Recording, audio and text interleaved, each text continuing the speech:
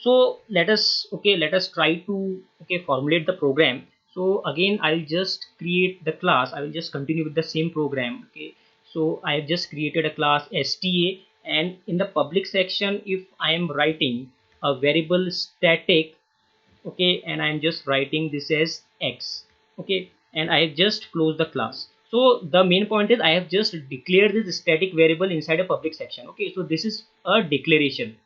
Okay, so if you try to initialize this, okay, then the compiler will throw an error that it is not possible. Okay, so the compiler will forbid you.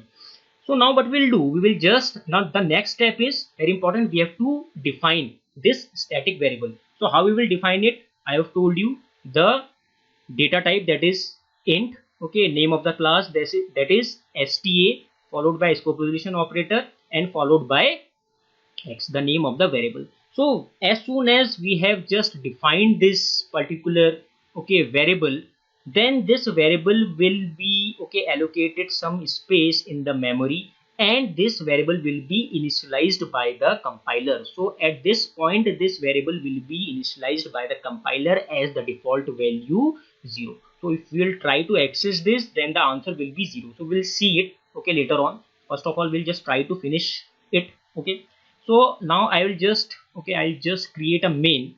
So I'll just write main, and the main concept is, as I have told you, that the static variable is not completely dependent upon the object. It means that we can access it with the help of object, and if there are no objects in our program, then also we can access this static variable. That's why these are known as class level variables. So for example, first of all, we'll see that how to access it with the help of an object. So for example, I just create an object, sta, that is the name of the class, and let us suppose the name of the object is st.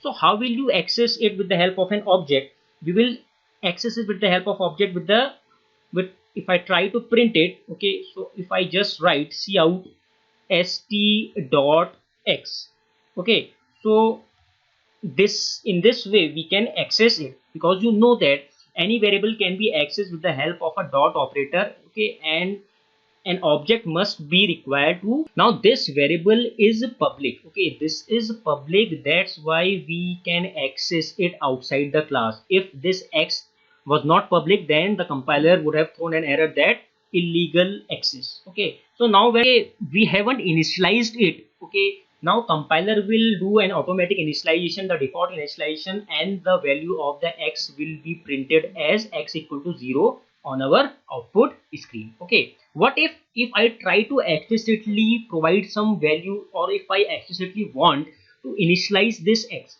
it can be done. Okay, so I can just write x equal to 10. Okay, if I write x equal to 10, it means now this 10 value will be overwritten on the default value 0. So now the output will be, okay, if I try to compile this program and run this program, and the output will be, the value of x will be 10. Okay, so in this way you can explicitly, okay, so this is, you can say, this is explicit initialization, this is explicit initialization. Okay, so in this way we can explicitly initialize, okay, the static variables. Okay, so now we'll just see another concept. So for example, okay, if I create, okay, two objects, so again I'll just rub this, and I just try to show you that.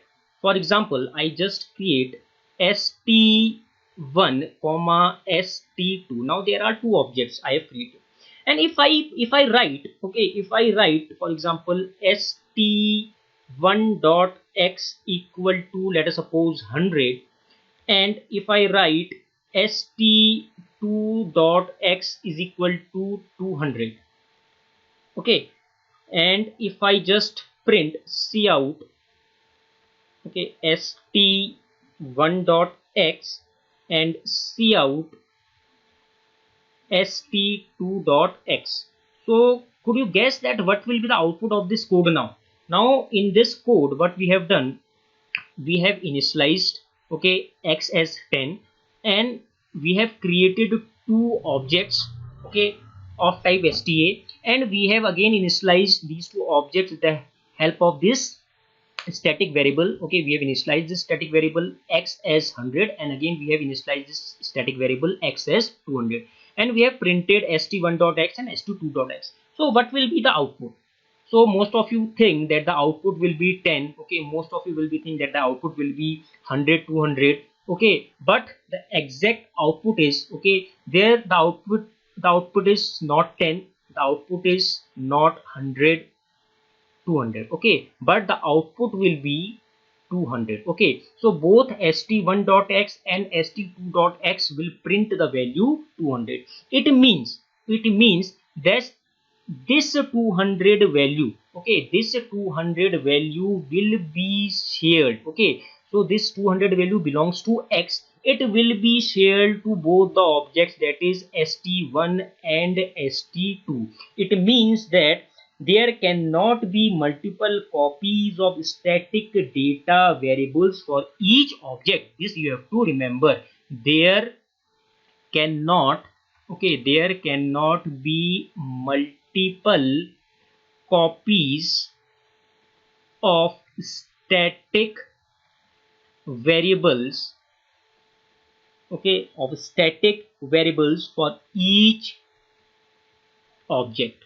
Okay, so each object must share a common, okay, a common value. So this common value, this is a common value, this common value must be shared by this st1, and this common value must be shared by this st2, because in this particular step, okay, the value of x has been initialized as 200. So this 200 must be reflected in st1 as well as in st2. Okay, so it will override all the values, all the previous values that this x will contain, and the final updated value will be updated in all the objects that will be created. Okay, so all the objects must have a single copy, or you can say a single copy must be shared by all the objects. Okay, this must be remembered. Okay, so this is how we use the static variable. If we have created again st3, then this st3 must also contain